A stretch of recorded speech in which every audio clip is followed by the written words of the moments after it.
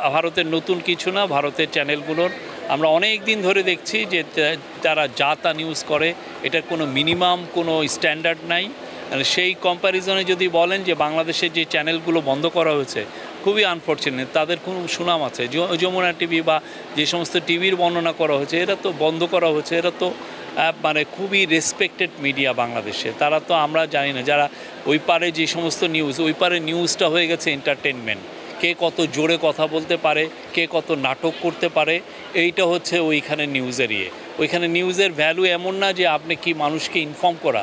আমি কেন নিউজ করি? মানুষকে ইনফর্ম করা, মানুষকে জানানো। সেখানে আসলে ইনফর্ম করার কোনো, ইন্ডিয়ান মিডিয়ার মধ্যে ইনফর্ম করার কোনো দায়িত্ব নাই। এখানে হচ্ছে কিভাবে এক ধরনের নাটক তৈরি করে মানুষের আকর্ষণ নেওয়া। হ্যাঁ, সেখানে কোনো রেসপন্সিবল জার্নালিজম ইন্ডিয়ান মিডিয়া, এবং আমরা দেখেছি যে ইভেন যারা রেসপেক্টেড মিডিয়া তারাও আসলে করে কি না, এখন আমাদের তো যথেষ্ট সন্দেহ আছে। আমরা যখন ইউরোপে গিয়েছি, ইউরোপের অনেক রেসপেক্টেড মিডিয়া আমাদেরকে বলেছে যে দেখো, ইন্ডিয়ান মিডিয়া এটা নতুন করছে না, এটা কিন্তু অনেক অনেক পুরনো অভ্যাস ওদের। আমরা আসলে এতকাল তো দেখি নেই, কেননা এতকাল তো এরা আসলে পতিত স্বৈরাচারের সমর্থক ছিল। হ্যাঁ, এখন পতিত স্বৈরাচার যেই চলে গেছে, এদের মাথায় এক ধরনের বাজ পড়ার মতো অবস্থা।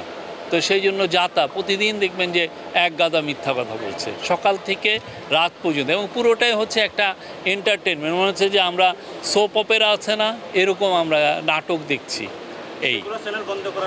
সেই আমরা কোনো বন্ধ করাটা তো আমরা ওগুলোর কোনো ইয়ে না। আমরা বন্ধ করলে আরও ওদেরকে বৈধতা দেওয়া হয় যে না, ওরা খুব ভালো ছিল, আমরা বন্ধ করে দিয়েছি। মানুষই দেখছে না, বাংলাদেশের কোনো মানুষই আসলে ওদের নিউজ তেমন একটা দেখছে না। আমরা জানি ওরা কি পরিমাণ মিথ্যা নিউজ দেয়।